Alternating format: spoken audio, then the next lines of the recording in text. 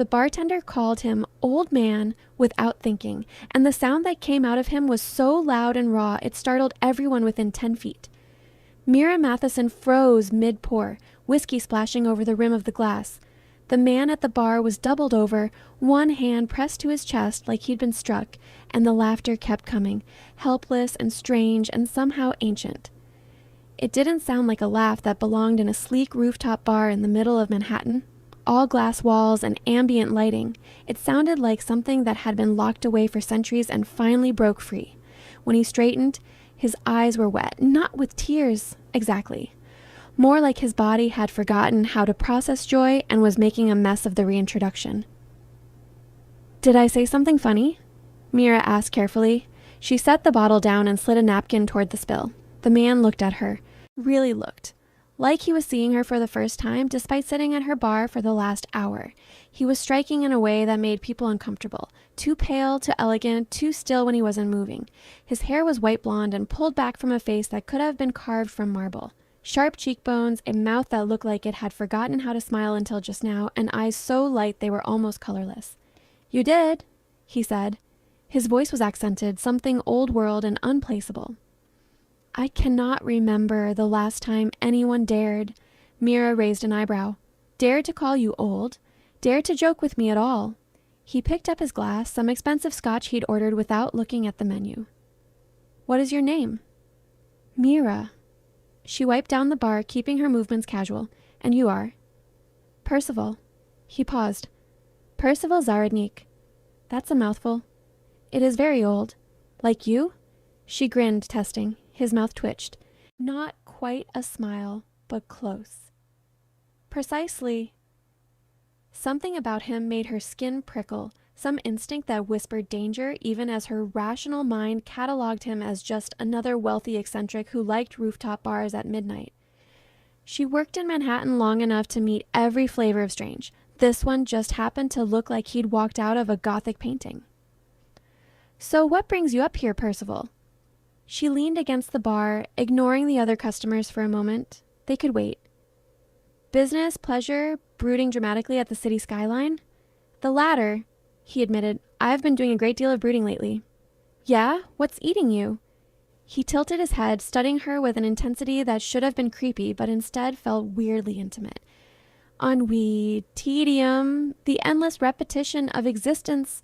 Wow, okay, heavy stuff for a Tuesday. "It is Tuesday." He sounded genuinely uncertain. "Has been for the last 6 hours." Mira poured herself a shot of water from the soda gun and drank it. "You lose track?" "Frequently." He took a sip of his scotch and she watched his throat work. Something about the gesture was hypnotic. The days blurred together after a certain point. "You know what you need?" She pointed at him with the spray nozzle. "A vacation, somewhere tropical, somewhere aggressively cheerful." "I cannot tolerate tropical climates." "Fair. You look like the sun would personally offend you." That got another laugh, smaller this time, but no less genuine. He pressed his fingertips to his lips like he was trying to hold it in and failing. Mira felt something warm bloom in her chest. Pride, maybe, or curiosity. This man clearly didn't laugh often, and she'd managed it twice in 5 minutes. "You are remarkable," Percival said quietly. "I'm really not. Just a bartender with a smart mouth." "No." He set down his glass and leaned forward, and suddenly the space between them felt charged. "You are. You speak to me as though I am ordinary. Aren't you?" "Not even remotely." The way he said it wasn't arrogant. It was just fact, delivered in the same tone someone might use to say the sky is blue or water's wet. Mira should have been unsettled. Instead, she found herself leaning in too. "So what are you then? Secret billionaire? Deposed prince? Vampire king?" His expression didn't change, but something flickered in those pale eyes. Amusement, maybe? Or recognition? "The last one," he said. She laughed. "Right, and I'm the tooth fairy." "Are you?" "No, Percival. I'm a 26-year-old bartender with student loans and a studio apartment in Queens. No wings, no quarters, no magic." "Pity." He finished his scotch and stood, pulling out a wallet that looked like it cost more than her rent. He laid down several $100 bills without counting them. "Keep the change." "Wait, seriously?" Mira stared at the money. "This is like a 400% tip." "You made me laugh." He said it like that explained everything.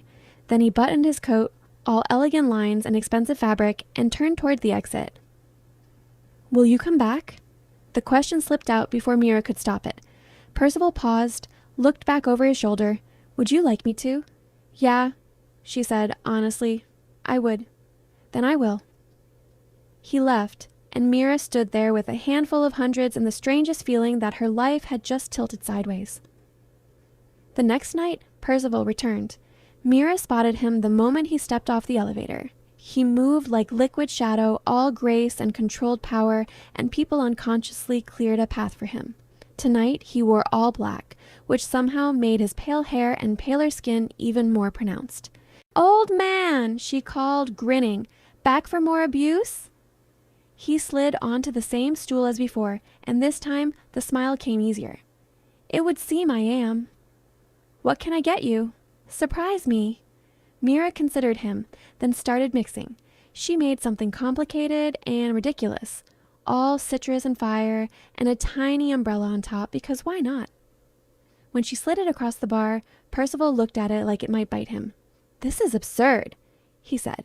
"Yep. I am 473 years old." Mira's hand stilled. "What?" "You called me old. I thought you should know precisely how old." He picked up the drink and took a careful sip. His eyebrows rose. "This is excellent." "Wait, back up. 400 and what now?" 73. He took another sip. "I was born in 1553, turned in 1578. I have been walking this earth for nearly 5 centuries, and in all that time, I have never consumed a beverage with a tiny umbrella." He said it so matter-of-factly that Mira found herself believing him, or at least believing that he believed it, which meant either he was telling the truth or he was having a very committed psychotic break. "Okay," she said slowly. "Let's say I believe you. You're actually a vampire. Not just a vampire." He met her eyes. "A king. I rule the Eastern Territories. Everything from here to Moscow falls under my domain. That's a big commute. I delegate. And you're just telling me this because you do not believe me, so there is no risk." His smile was sharper now, showing teeth. "And because if you did believe me, you would not fear me regardless. You are not easily frightened." "How do you know? You called a vampire king old man to his face, twice." "To be fair, I didn't know you were a vampire king." "And now that you do?" Mira leaned on the bar, studying him. His eyes were honest, his posture relaxed. He didn't move like someone who was lying. He didn't move like any human she'd ever met, actually. Too still, too controlled, like every gesture was deliberate. "Prove it," she said. "Prove what?" "That you're a vampire." Percival was quiet for a long moment. Then he smiled, and this time she saw the fangs. They descended from his canines, sharp and white and definitely not cosmetic. The bar's dim lighting caught them like pearl. "Holy shit," Mira whispered. "Indeed. You're serious." "I am always serious." He retracted the fangs with a soft click. "Or I was, until yesterday, until you." Her heart was hammering, but not entirely from fear, mostly from excitement. This was impossible. This was insane. This was the most interesting thing that had ever happened to her. "So what do you eat?" she asked. "Drink? Blood, obviously, but like, whose blood? Do you kill people? Are you going to kill me?" "I have not killed in decades. We have more civilized arrangements now. Blood banks, willing donors, contracts." He swirled his ridiculous umbrella drink. "And no, Mira Matheson, I am not going to kill you. You are far too entertaining alive." "How do you know my last name?" "It is on your name tag." "Oh, right." She touched the plastic badge pinned to her shirt. "Okay, so, Vampire King, that's your whole deal." "My whole deal, as you put it, is significantly more complicated, but yes." "And you came to this bar because—" "I was bored," he said simply. "I have been bored for a very long time. Ruling is tedious. Court politics are exhausting. Everyone tiptoes around me, careful and fearful and deeply uninteresting." He looked at her, and something in his expression softened. "And then you called me old man like I was just another customer, and I remembered what it felt like to be surprised." "When was the last time you laughed?" Mira asked. "Before last night, I mean." Percival's face went distant. 1625, spring. I had a friend, another vampire, much older than myself. His name was Istvan. He had a terrible sense of humor, all puns and wordplay, and he made me laugh until I wept. He was destroyed that winter by hunters. I have not laughed since. 400 years without laughing. Mira tried to wrap her mind around it. That's so sad. It is what it is. No, seriously, that's like going 400 years without music or color or good food. Laughter's important. Is it? He sounded genuinely curious. Yeah, it keeps us sane, human even. I am not human. You know what I mean? He smiled, soft and wondering. I am beginning to. They talked until closing. Mira learned that Percival lived in a compound beneath the city, a whole network of tunnels and chambers carved out over centuries. She learned that vampire politics were Byzantine and ruthless, full of alliances and betrayals and blood oaths. She learned that he missed sunlight more than anything else in the world, missed it with an ache that had never dulled. What does it feel like? She asked as she wiped down the bar for the last time. The sun. Like burning, like dying. But before you returned? His eyes went distant again. Warm, golden. It felt like being alive. I'm sorry you lost that. So am I. He stood stretching slightly, and Mira caught a glimpse of the lean muscle beneath his expensive clothes. May I walk you home? I'd take the subway. Then may I escort you to the subway? It's out of your way. I have nowhere to be. He offered his arm, old-fashioned and courtly. And I enjoy your company. Mira hesitated for only a moment before taking it. His arm was solid under her hand, cool even through the fabric of his coat. They rode the elevator down in comfortable silence. Outside, the city hummed with late-night energy, taxis honking, and people spilling out of bars and restaurants. Percival walked beside her, his presence somehow both conspicuous and invisible. People noticed him, but they slid away, unconsciously avoiding his path. Do you do that on purpose? Mira asked her. Do what? Make people move for you. No, that is simply dominance. They sense what I am on an instinctive level and respond accordingly. Doesn't that get lonely? He looked at her, surprised. Yes, it does. At the subway entrance, Mira turned to face him. He was taller than she'd realized, and standing this close, she could see the inhuman perfection of his features. No pores, no imperfections. Just pale, flawless skin stretched over immortal bones. Come back tomorrow, she asked. I have court business tomorrow. The night after? Yes. He reached out slowly, telegraphing the movement, and tucked a strand of hair behind her ear. His fingers were cool and careful. I will come back, Mira. As many nights as you will have me. Good. She watched him walk away, disappearing into the shadows between streetlights like he'd never been there at all. The pattern established itself quickly. Every few nights, Percival would appear at the rooftop bar just after midnight. He would sit in his usual spot, order something expensive, and wait for Mira to call him old man. It became their ritual, the thing that made him laugh every single time. Old man, your usual. A huff of laughter, soft and surprised.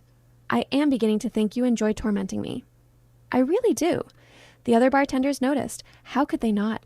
The pale man in expensive clothes who tipped like a millionaire and only ever spoke to Mira. They asked questions, but she deflected. What could she say? He's a vampire king who forgot how to laugh for 4 centuries? They'd think she was insane.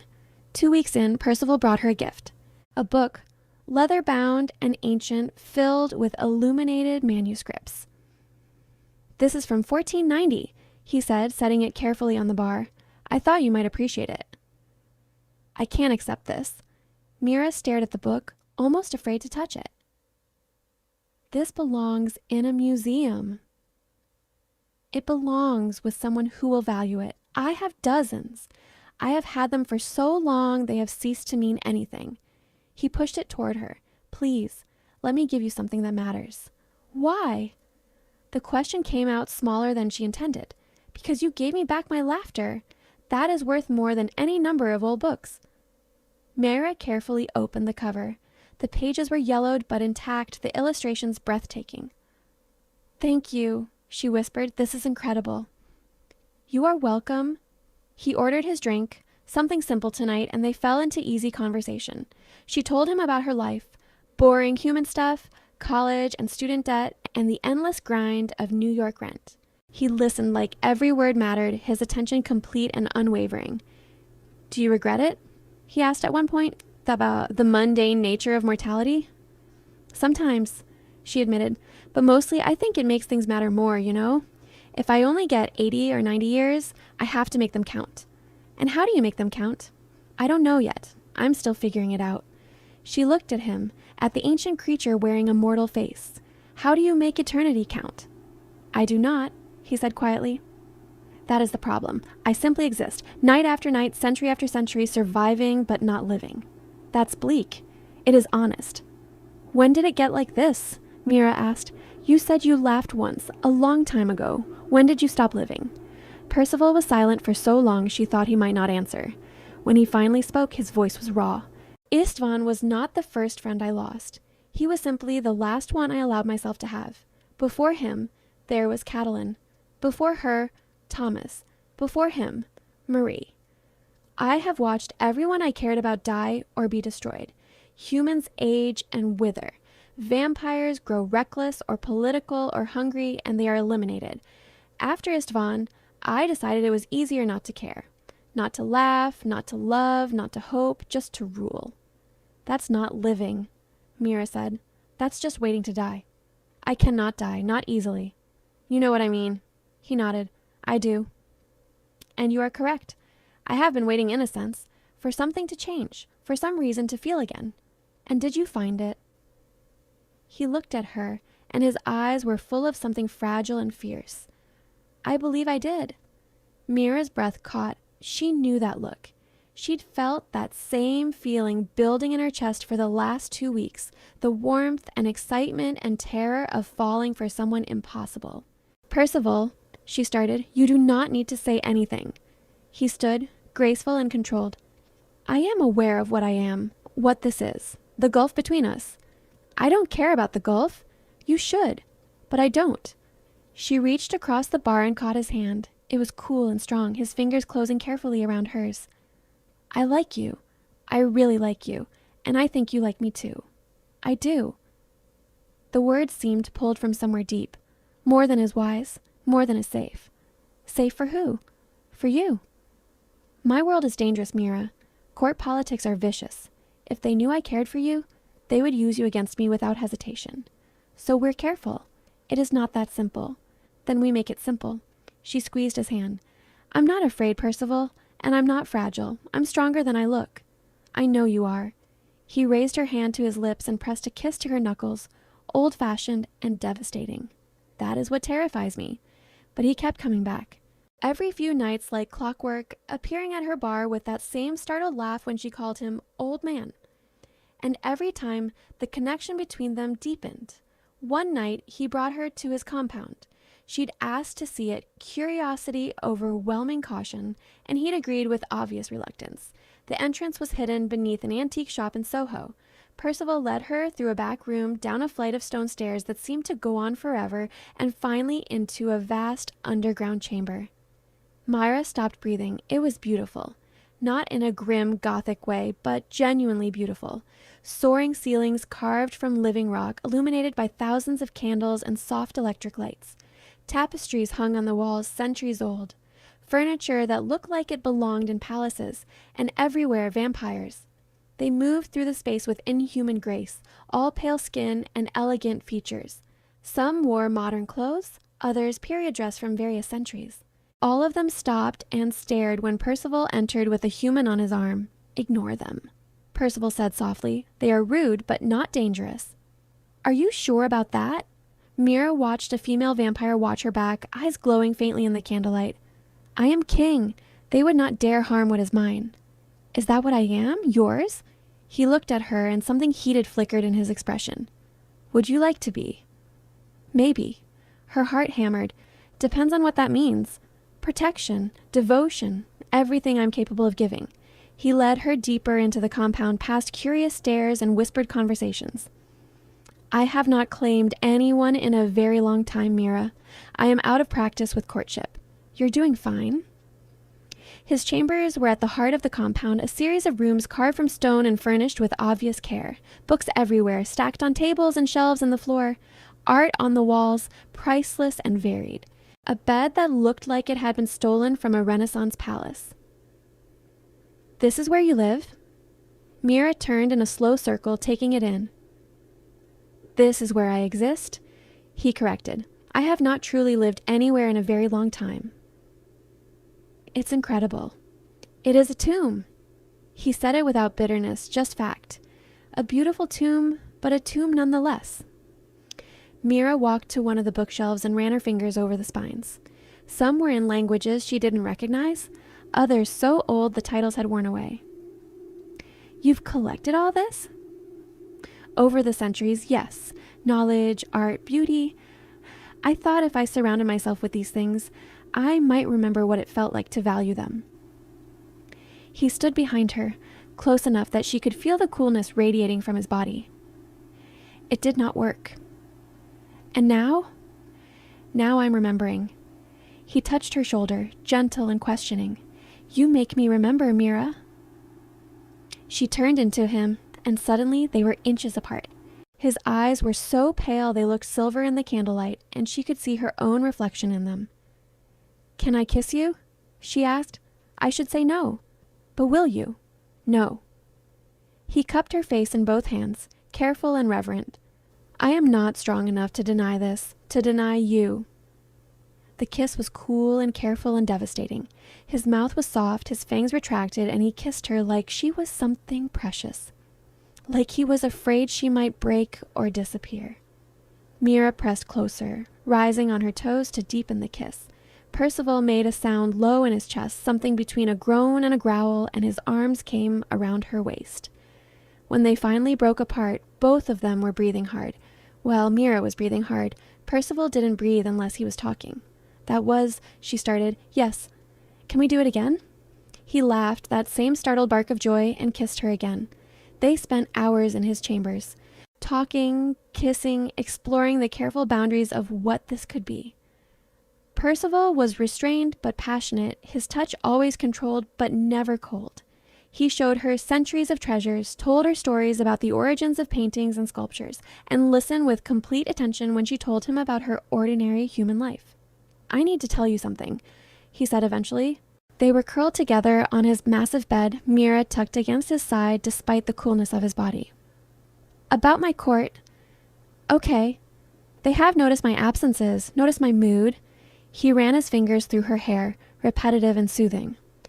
I have not been myself lately. I have been laughing, smiling, distracted. They find it unsettling. That you're happy? That I'm unpredictable. For 400 years, I have been grim and controlled, a known quantity. They built their strategies around my predictability. His jaw tightened. Now I am changing, and they do not know what to do with that. Is that dangerous? It could be. There are factions within my court who would prefer a king they can manipulate, a king too mired in grief to fight back. But you're not grieving anymore. No. He looked down at her, and his expression was soft. I am not, and that makes me dangerous to them. So what do? We are careful, we are smart, and we do not allow them to use you against me. Mira thought about that, about the implications, the danger, the impossible situation they were building between them. She should have been terrified. Instead, she felt determined. Then we play it smart, she said. I'll keep working at the bar like normal. You visit when you can, but not on a predictable schedule. We give them nothing to work with. You are remarkable, Percival murmured. You keep saying that. I will continue saying it until you believe me. The careful dance lasted 2 months. Percival visited the bar irregularly, sometimes twice a week, sometimes going 10 days between appearances. Mira kept calling him old man, kept making him laugh, kept building this strange, impossible relationship, one conversation at a time.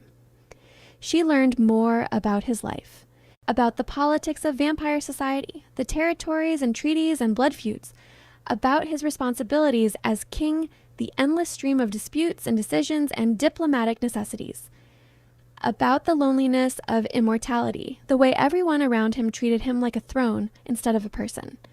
Do you miss being human? She asked one night. They were on the rooftop after her shift, sitting on the edge with their legs dangling over a 30-story drop. Percival had assured her he would catch her if she fell. She believed him. Every day, he said, I miss simple things. The taste of food, the warmth of sunlight, the ability to grow and change. Vampires are static creatures. We are whatever we were when we turned, frozen in that moment forever. But you're changing now. Because of you. You are the catalyst. Is that good or bad? It is terrifying. He looked at her, silver eyes reflecting the city lights. I have been static for so long, Mira, predictable and controlled and safe. You make me feel reckless. You make me want things I have not wanted in centuries. Like what? Like hope, like future, like being more than just a king who endures. Mira reached out and took his hand.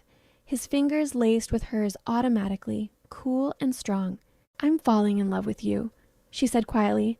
I know that's probably stupid and definitely complicated, but it's true. I'm falling in love with a vampire king, and I don't know what to do about it. Percival was very still. Do you know what you're asking for? A relationship with someone who won't age while I do? Someone who drinks blood and rules an underground kingdom and has enemies older than my country? Yeah, I'm aware. And you want this regardless? I want you. She squeezed his hand. However I can have you for however long I get, even if it's complicated and dangerous and completely insane. He pulled her closer, wrapping an arm around her shoulders. I fell in love with you the first night, he admitted, when you called me old man and I laughed for the first time in 400 years. I knew in that moment that you would ruin me, and I did not care. I haven't ruined you. You have remade me. He pressed a kiss to her temple. I was a dead thing pretending to live. You reminded me what living actually means. They sat like that for a long time, watching the city breathe below them. The court made its move 3 weeks later. Percival had warned her it was coming. The whispers were getting louder, the factions bolder. There was a vampire named Drevin Kane who wanted the Eastern Territories for himself. He'd been positioning for decades, building alliances and waiting for an opportunity. Percival's sudden happiness was that opportunity. An unstable king is a weak king, Percival explained. They were in his chambers again, Mira having been smuggled in through a side entrance to avoid notice. That is what Draven is telling the court, that I have been compromised by human attachment, that my judgment is clouded. Is it? Probably. He said it with a wry smile. I do find myself making decisions based on what will keep you safest rather than what is most politically advantageous. That's sweet and also terrifying. Indeed. So what's his play? Challenge you directly? No, I am still older and stronger. He cannot defeat me in direct combat. Percival paced the length of his chambers, controlled energy barely leashed. He will move against me politically, call for a vote of confidence, gather support from the other territorial kings, attempt to have me removed from power. Can he do that? Theoretically, if enough of the old bloodlines support him. Percival's hands clenched. It has not been done in over 1,000 years, but the mechanism exists. And if he succeeds, then he becomes king of the Eastern Territories, and his first act will be to eliminate any threats to his rule. Meaning her. Meaning Percival himself, probably. We fight back, Mira said firmly. You're not some grief-stricken shut-in anymore. You're sharp and engaged and present. Use that. Show them that a happy king is stronger, not weaker. And how do I prove that? By being yourself. The real you, not the grim mask you wore for 400 years. She crossed to him and took his face in her hands. They bet on you being fragile. Prove them wrong. Something fierce and determined lit in his eyes. You are extraordinary. So you keep telling me. He kissed her, hard and claiming, and for a moment the worry fell away. The vote was called for the next new moon. 4 weeks. 4 weeks to prepare, to shore up alliances, to prove that Percival Záhradník was still fit to rule. Mira watched him transform. The grim, controlled king came back, but different now, sharper, more dangerous. He moved through his court with lethal grace, meeting with allies and neutralizing opposition. But he still laughed, still smiled when he saw her. The joy didn't leave him. It just learned to coexist with the steel. You're terrifying when you're political, Mira said one night. Is that a compliment? I think so. You get this look, like you're 3 moves ahead of everyone else and enjoying watching them scramble to catch up. He grinned, sharp and satisfied. I am enjoying it. For the first time in centuries, I care about the outcome. I am fighting for something real. For your throne? For you. He pulled her close. For the future, I can finally imagine with you in it. The night of the vote arrived. Percival had wanted to keep Mira away, safe in her apartment or the bar or anywhere else. She'd refused. If they're going to use me against you anyway, I might as well be there, she'd argued. Plus, I want to see you crush this. You have alarming faith in me. You're a 473-year-old vampire king. Act like it. So she found herself in the great hall of the compound, standing slightly behind Percival's throne while the court assembled. There were hundreds of vampires present, all ancient and powerful and radiating danger. The other territorial kings had arrived as well, observers and potential voters in this unprecedented challenge. Draven Cain stood at the center of the hall. He was handsome in that generic vampire way, all sharp features and pale perfection. But there was something oily about him, something that made Mira's skin crawl. "My king," Draven said, his voice carrying through the vast space, "I call this gathering to address concerns about your fitness to rule." "Speak your concerns," Percival said. His voice was cold, controlled. "The Grim King in full force." "You have been compromised." Draven gestured broadly, distracted by human attachment, absent from court functions, erratic in your decision-making. The Eastern Territories require strong, focused leadership, not a king who disappears for nights at a time to consort with mortals. A ripple of whispers ran through the assembled vampires. Mira felt their eyes on her, measuring and hostile. "Is that all?" Percival asked mildly. "Is it not enough? You have neglected your duties, shown weakness, allowed sentiment to cloud your judgment." "I see." Percival stood and the hall went silent.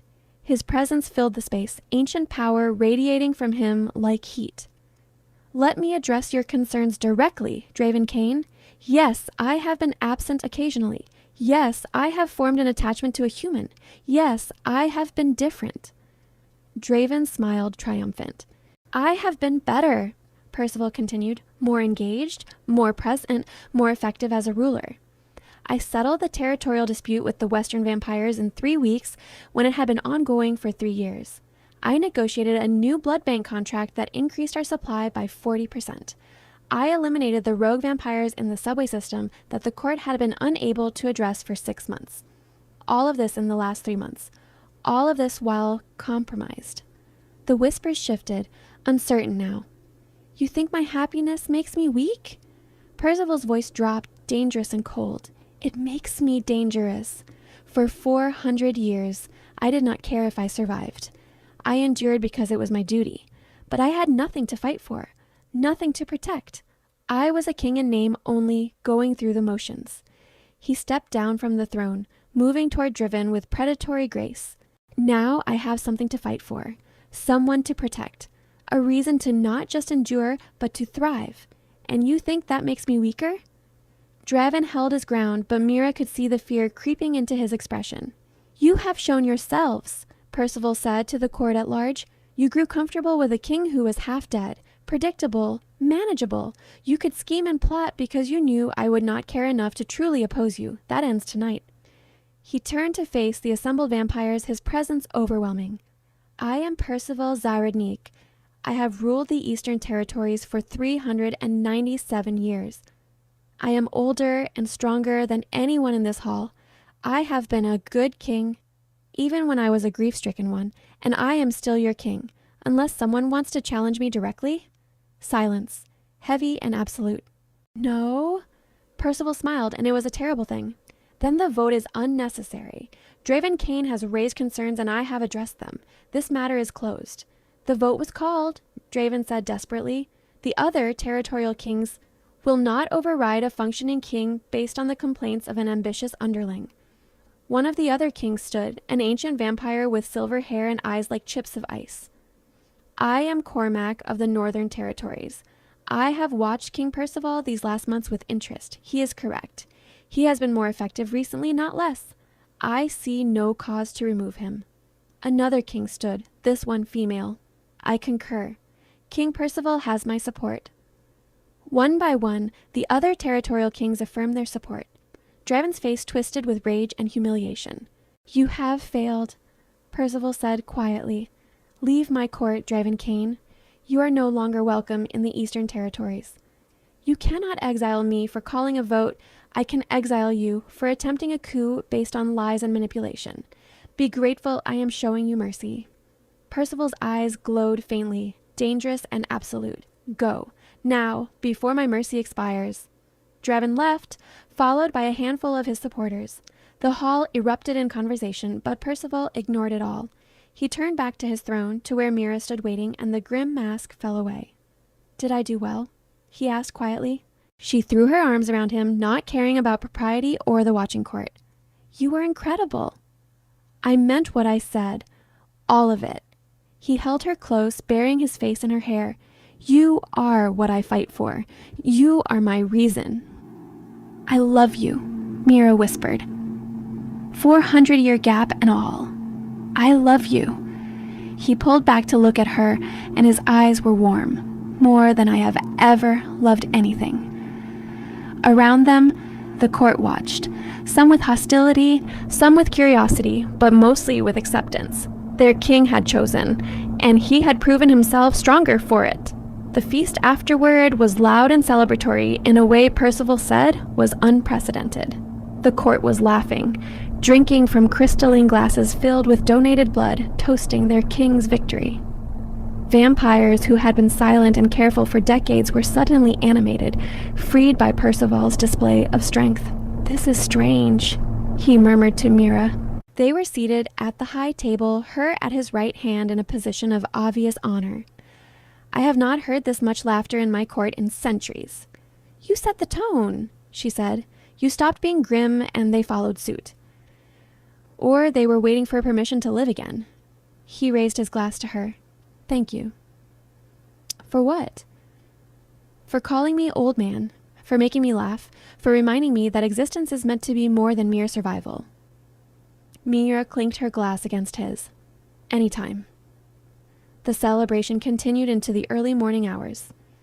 Eventually, Percival pulled Mira away from the crowd, leading her back to his chambers through the quiet stone corridors.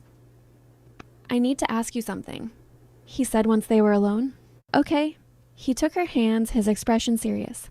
"This has moved quickly, perhaps too quickly, but I am 473 years old, and I have learned not to waste time when I find something that matters. Percival, I want you to stay, not just tonight, but permanently. I want you to be part of my life, my court, my future." "As what? Your human girlfriend that everyone barely tolerates?" "As my queen." He said it simply, like it was obvious. "If you will have me." Mira's breath caught. "You want to marry me?" "I want to bind myself to you in every way our respective cultures understand. Human marriage, vampire blood oath, whatever ceremonies and vows will make you mine and me yours." "That's insane." "Probably. I'm mortal. I'll age and die, and you'll still be here.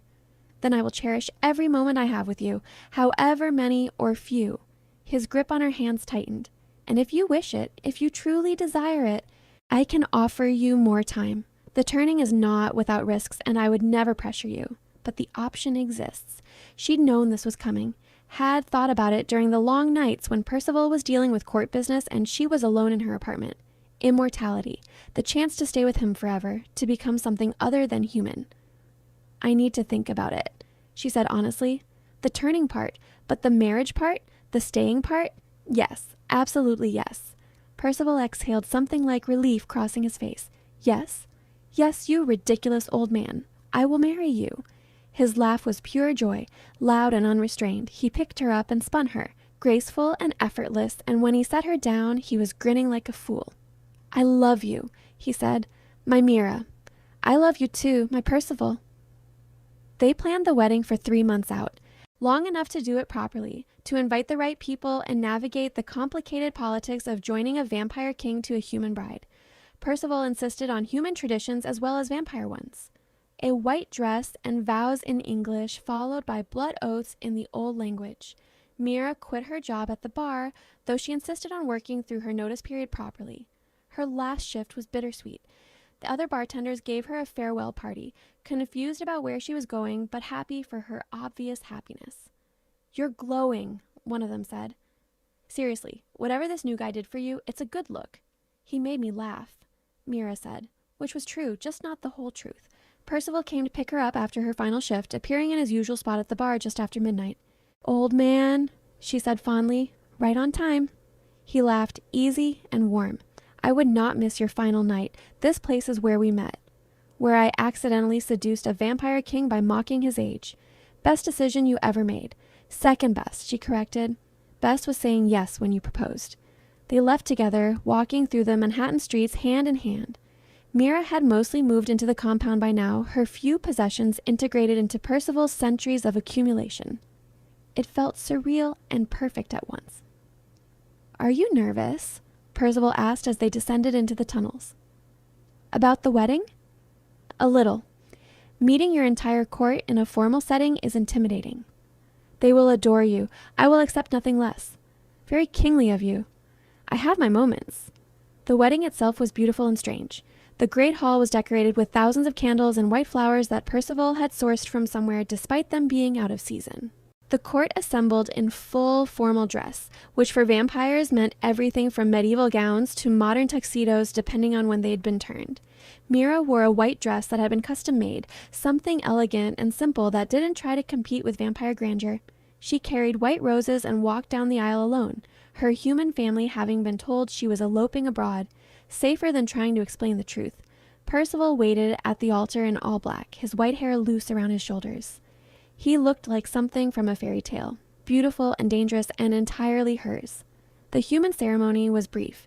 They exchanged rings and vows in English, promises to love and cherish that were standard and sweet. Then came the vampire portion.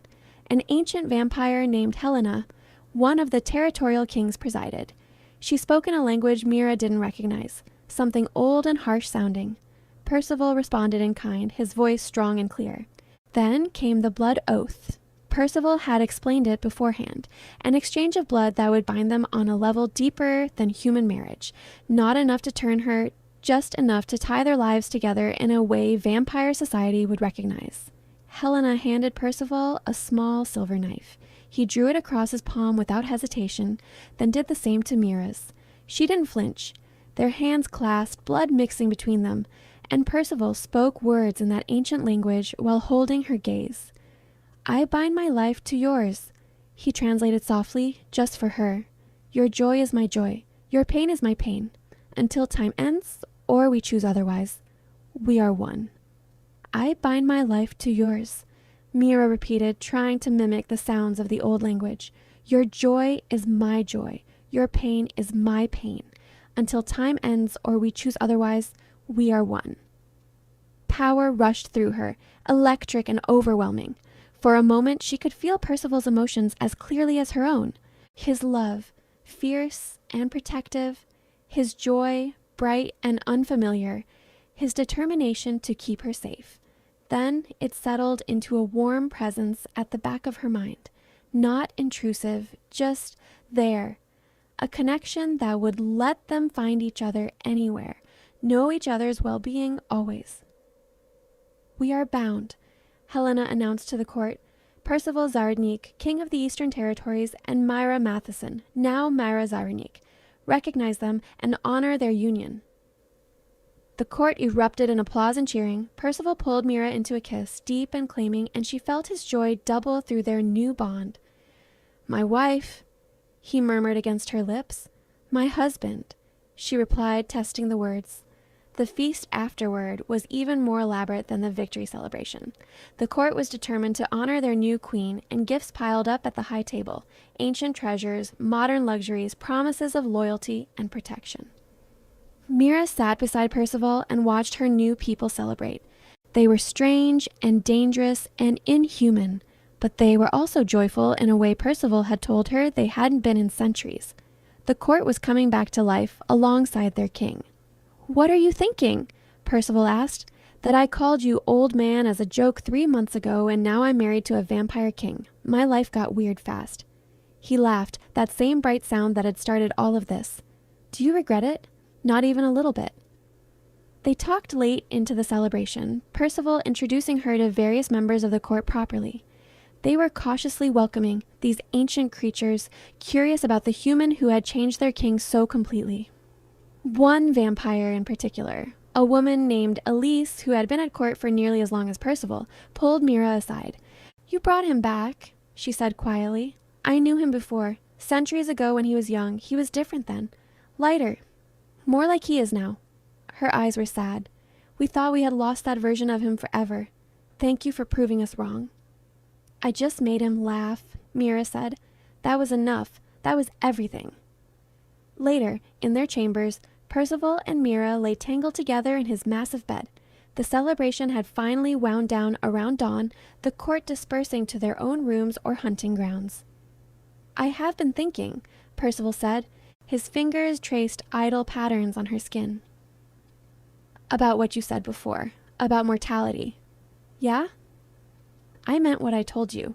I will treasure however much time we have, whether that is 50 years or 500. He propped himself up on one elbow to look at her.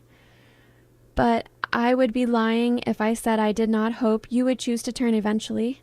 The thought of losing you the way I lost everyone else, it terrifies you," Mira finished.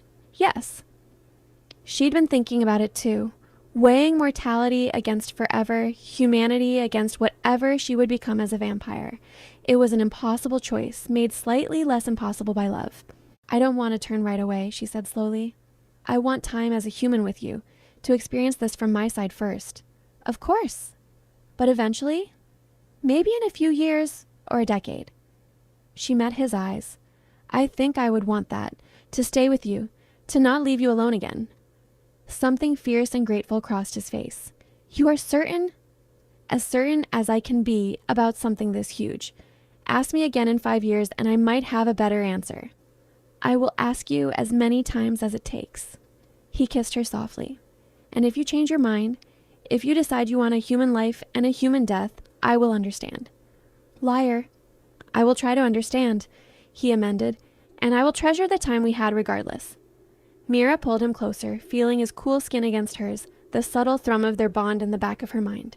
"You know what I realized?" "That laugh, the first one, when I called you old man. That was when I started falling in love with you. I just didn't know it yet." "I knew," Percival said.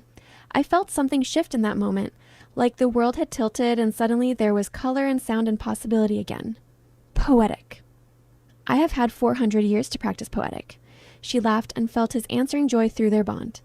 They fell asleep like that, tangled together as dawn broke over the city far above them. The years that followed were strange and wonderful. Mira learned to navigate vampire politics, which turned out to be less complicated than human politics in some ways, and infinitely more complex in others. She learned the old languages, the ancient protocols, the delicate dance of immortal egos. She also learned that being queen gave her power in her own right, not supernatural power, not yet, but the power of position. When she spoke, vampires listened. When she had opinions, they were considered. It was heady and terrifying and gradually became normal. Percival was a different creature than the grim king who had first sat at her bar.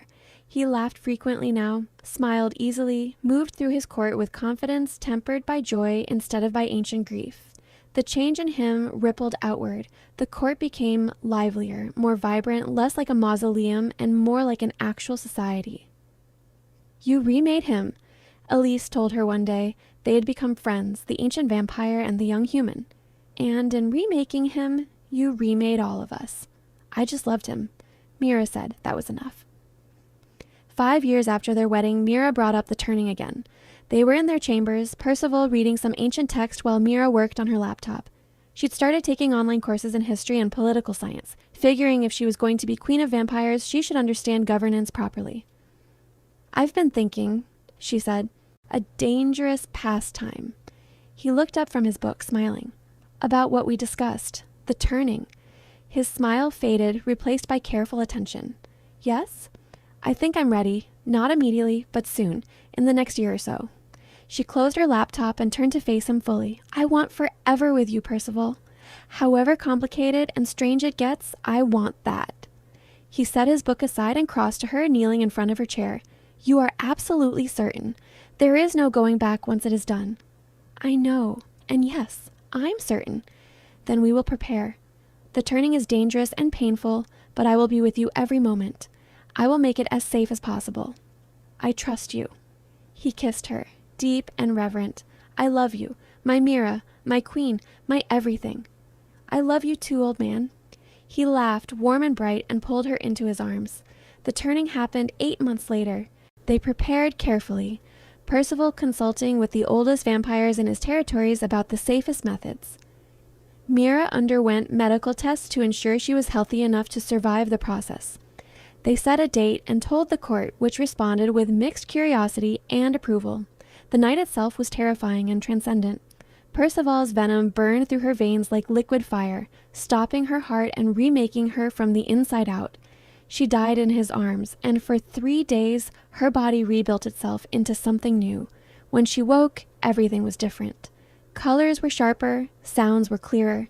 She could hear Percival's breathing from across the room, smell the ancient stone of the compound walls, feel the movement of air currents against her skin, and she was so hungry. "Easy," Percival said. He was beside her instantly, offering her a glass of blood from their stores. "Drink slowly. Your control will come with practice." The blood was incredible, rich and complex and satisfying in a way food had never been. Mira drank carefully, feeling strength flow through her new body. "How do you feel?" Percival asked. She looked at him, and for the first time saw him as he truly was. Not just pale and beautiful, but glowing with ancient power. She could sense his age, his strength, the depth of his presence. "I feel alive," she said. "Really, truly alive. Welcome to immortality." He kissed her, and she could taste the joy in it through their bond. "Welcome to forever." They went to the surface that night for the first time since her turning. Mira insisted, wanting to see the city with her new senses. Percival protested that she should adjust first, learn control, but eventually gave in. Manhattan at midnight was overwhelming. Every sound, every smell, every heartbeat in every apartment they passed. Mira clung to Percival's hand, using their bond to ground herself. "It gets easier," he promised. "You learn to filter, to control what you focus on." "How long?" "A few months, maybe a year. You're strong-willed. You will adapt quickly." They ended up at the old rooftop bar where they'd met. It was still there, still sleek and modern and full of humans drinking expensive cocktails. Mira felt a pang of nostalgia for her human life, for the simple days of pouring drinks and going home to her small apartment. But she wouldn't trade this, wouldn't trade Percival or forever or the strange, beautiful life they'd built together. "Do you miss it?" Percival asked quietly. He could read her emotions through their bond, knew what she was feeling. "A little, but I don't regret it." She squeezed his hand. "I chose this. I chose you. And I choose you. Every night for the rest of eternity." They went back down to the compound hand in hand, two vampires walking through the human world unnoticed and unchanged. Years passed, decades. Mira grew into her power, her control, her role as queen. She learned to navigate the night, to hunt ethically, to balance her vampire nature with the humanity she chose to retain. The court accepted her completely.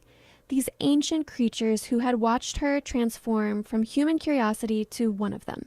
She and Percival ruled together, a united front that proved more effective than he'd ever been alone. Mira's mortal perspective combined with his immortal experience created something new and powerful. The Eastern Territories thrived under their leadership. They traveled the world during those years, visiting other vampire courts, establishing new treaties, seeing the places Percival had told her about in his long life.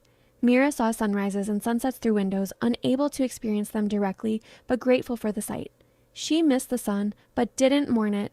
This life, this love, was worth the sacrifice. One night, exactly 50 years after their wedding, Percival organized a celebration. The entire court assembled in the great hall, which had been decorated with the same white flowers as their wedding day. 50 years, Percival announced, raising a glass. 50 years since a human bartender called me old man and made me laugh for the first time in 400 years. 50 years since I found my reason for existing. 50 years with my queen. The court cheered. Mira felt her eyes burn with tears that her vampire body no longer produced. "I was dead inside when we met." Percival continued, looking at her, a king who endured but did not live. "You reminded me what joy felt like, what hope felt like, what love felt like. You gave me back my laughter, and in doing so, gave me back my life." "That's because you're an old man who needed someone to tell you to lighten up," Mira said, and the entire hall erupted in laughter. Percival grinned at her, bright and unguarded. "Still making me laugh, even after 50 years. I've got forever to keep it up. I am counting on it." He crossed to her and took her hands. "I love you, Mira Záhradník, my wife, my queen, my reason. I love you too, Percival, my husband, my king, my forever." They kissed while the court cheered, and through their bond, Mira felt his joy as clearly as her own. They had forever ahead of them, forever to laugh and love and build this strange, beautiful life together. She called him old man as a joke. He'd laughed for the first time in 400 years, and that single moment had changed everything. The celebration continued through the night, the great hall filled with laughter and music and joy. Mira danced with Percival, their movements graceful and perfectly synchronized after decades together. She danced with other members of the court too, these ancient creatures who had become her family. As dawn approached and the celebration wound down, Mira and Percival retreated to their chambers. They had expanded over the years, adding rooms for her growing collection of books and art for the projects she pursued to keep eternity interesting. 50 years, Mira said, kicking off her shoes and collapsing onto their bed. That's longer than I would have lived as a human. And you have centuries more ahead of you. Percival joined her, pulling her close. Millennia. If we are lucky and careful. What will we do with all that time? Love each other, rule wisely, laugh often. He pressed a kiss to her forehead. Everything we have been doing, but more of it. Sounds perfect. They lay together in comfortable silence, listening to the compound settle around them. The court dispersing to their chambers, the night guards taking their positions, the eternal rhythm of vampire society continuing as it had for millennia. Do you ever regret it? Percival asked quietly. The turning, the loss of your humanity? Sometimes I miss the sun, Mira admitted, and I miss some human things. The taste of chocolate, the smell of coffee in the morning, but regret? No. I chose this life with you, and I'd choose it again 1,000 times over. Even knowing what you know now, the darkness and danger and eternal politics, especially knowing that. She turned in his arms to face him. I love you, Percival. That hasn't changed. Won't change. I fell in love with a vampire king who forgot how to laugh, and I got to watch him remember how to live. That's worth everything. His eyes were soft, full of emotion that even 50 years together hadn't diminished. You are still remarkable. And you're still an old man, he laughed, rich and warm, the sound that had started everything. I suppose I am. 473 turned into 523. Still old. Still yours. Always mine. They kissed, tender and deep, a promise renewed with every touch. Outside their chambers, the compound hummed with immortal life. Above them, the city woke to another dawn they would never see. But here, in their sanctuary, Mira and Percival had everything they needed. Love that had survived impossible odds. Laughter that had returned after centuries of silence. A future that stretched forward into infinity, full of possibility and joy. She called him old man as a joke. He'd laughed for the first time in 400 years, and from that single moment, they'd built forever. The court continued to thrive under their rule. Word spread through the vampire world about the Eastern Territories and their unusual monarchs. The grim king who had rediscovered joy, and the human-turned-vampire who had made it happen. Other territories began to follow their example, old rulers remembering what it meant to live rather than simply exist. Mira became known not just as Percival's queen, but as a leader in her own right.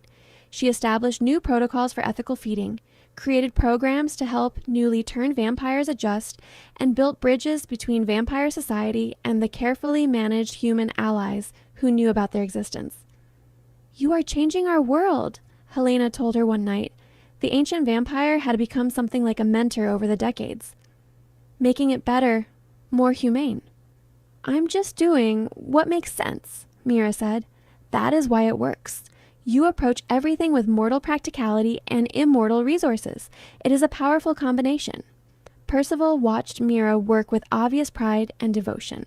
The fierce protectiveness he'd shown as a new lover had never faded, but it had evolved into something deeper. Partnership, equality. A relationship built on mutual respect as much as passion. They had their challenges over the years. Disagreements about policy, struggles with particularly difficult court members, the occasional external threat from hostile territories. But they faced everything together, their bond stronger with each passing decade. One particularly difficult night, about 70 years into their marriage, Mira stood on the same rooftop where they'd met. The bar was different now, remodeled and renamed, but the view was the same.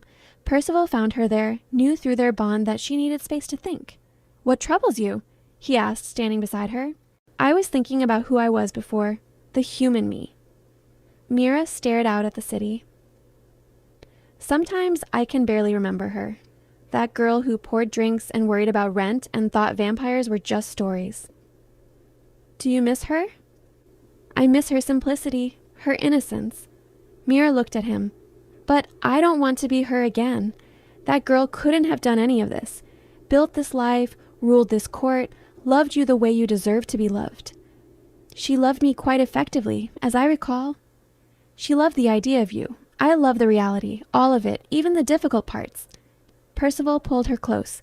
The turning took your mortality, but it did not take your humanity. You are still you, Mira. Kind and clever and stubborn and brave. Those things were never dependent on a heartbeat. When did you get so wise? I have always been wise. You simply bring it out of me. She laughed, the sound carrying across the rooftop. Still can't take a compliment after all these years? I take them from you, only from you. They stayed there until dawn threatened, then returned to the compound together. Home, to the life they'd built, to the eternity they'd chosen. The centuries continued. The world above them changed rapidly, technology advancing in ways that amazed even ancient vampires. But the compound remained timeless, a sanctuary from the chaos of mortal progress. Mira adapted to it all. She learned to navigate social media and cybersecurity, helping the court modernize in ways that kept them safe and hidden. She took online courses in everything from political science to art history to quantum physics, filling eternity with constant learning. Percival watched her grow and change with obvious delight. This was what he'd hoped for when he offered her immortality. Not that she would stay frozen, but that she would continue to evolve, to challenge him, to make eternity interesting. You make me better, he told her one night, centuries into their marriage. Every year, every decade, every century, you make me want to be better. That goes both ways, Mira said. You taught me about history and art and patience. You showed me how to turn infinite time into something meaningful instead of overwhelming. We teach each other. That's what partnership means. They were in their chambers, surrounded by the accumulation of centuries together, books and art and mementos from their travels. The space had grown with them, expanded to hold their shared history. Do you remember the first night? Percival asked, when you called me old man? I remember you laughed so hard you scared everyone in the bar. I scared myself. I had forgotten what laughter felt like, forgotten what joy was. He took her hand, their fingers lacing together automatically. You gave that back to me, gave me back myself. You gave me forever. I think that's a fair trade, more than fair. You gave me a reason to want forever in the first place. Mira leaned against him, feeling the cool solidity of his body, the constant thrum of their bond. This was home. Not the compound, not the city, not any physical place. Just this. The two of them, together, facing eternity as partners. I love you, she said. Simple words that carried centuries of meaning. I love you, he replied. My Mira, my everything. The court celebrated their centennial wedding anniversary with elaborate ceremony, 100 years since the Vampire King married his human bartender. 100 years of unprecedented prosperity and peace in the Eastern Territories. Vampires came from across the world to honor them. The other territorial kings and queens, ancient creatures who rarely left their domains. Newly turned vampires who had heard the legends. Members of the court who had served Percival for centuries and watched him transform. The great hall was decorated in white and gold, filled with thousands of candles and flowers that had been preserved through vampire magic. Music played, some ancient and some modern, reflecting the blend of old and new that characterized their rule. Mira wore a gown that had been commissioned for the occasion, white silk embroidered with gold thread and patterns that mimicked sunrise. A deliberate choice, wearing the sun she could no longer see. Percival wore all black as always, elegant and severe, but his eyes were warm as he watched her move through the crowd. His queen, his love, the woman who had given him back his life. They renewed their vows that night, speaking the words in both English and the old tongue. The blood oath was reaffirmed, their bond strengthening with the ritual. When they kissed, the entire court cheered, genuine joy echoing through the vast space. A century, Mira said later when they were alone. That's longer than anyone in my family ever lived. And you have centuries more. Percival pulled her onto his lap, her elaborate gown pooling around them. How do you feel? Happy, grateful, a little overwhelmed by how much life I have left to live. We will live it together. That is all that matters. She kissed him, slow and deep, tasting love and time and forever on his cool lips. Together. Always. The night wound down eventually, the guests dispersing, the compound settling back into its familiar rhythm. Mira and Percival remained in the great hall long after everyone else had left, dancing alone in the candlelight. Thank you, Percival said quietly, his lips close to her ear, for everything, for laughing at my expense, for loving me despite my nature, for choosing forever. Thank you for being worth it. He pulled back to look at her, and his expression was soft and vulnerable in a way it rarely was, even with her. I was lost before you, dead inside, just existing. You brought me back to life, made me remember why immortality could be a gift instead of a curse. We saved each other, Mira said. I was stuck in a rut, going through the motions of a small, safe life. You showed me I could be brave, could be more. You were always brave. I became brave. There's a difference. They danced until the candles burned low, two immortal creatures celebrating a century of love in an underground palace hidden beneath the modern world. Above them, the city lived on, millions of humans unaware of the vampire kingdom in their midst. Below, in the quiet dark, a king and his queen held each other and faced eternity with joy. She'd called him old man as a joke. He laughed for the first time in 400 years, and from that moment, everything had changed. The laughter never stopped after that first night. It became the foundation of their relationship, the thing that defined their rule, the gift they gave back to a court that had forgotten how to live. Century after century, they laughed together, loved together, ruled together, and in the quiet moments when they were alone in their chambers or walking the underground corridors or watching the city lights from hidden vantage points, they remembered that first night. The joke that changed everything, the laugh that brought a dead man back to life. I love you, old man, Mira would say, grinning, and Percival would laugh, bright and genuine and full of joy, and respond, I love you too, for all of eternity. Forever stretched ahead of them, vast and full of possibility, but they faced it together, hand in hand, hearts bound, laughter echoing through the ages. Two souls who had found each other across an impossible divide and chosen to stay. That was enough. That was everything. The centuries became their canvas. They painted it with laughter and love and the kind of partnership that even immortals rarely achieved. The Eastern territories flourished. The court grew strong and joyful, and at the center of it all, a vampire king who had forgotten how to laugh until a bartender reminded him. She called him old man as a joke. He laughed for the first time in 400 years, and in that moment, two impossible futures became one perfect forever.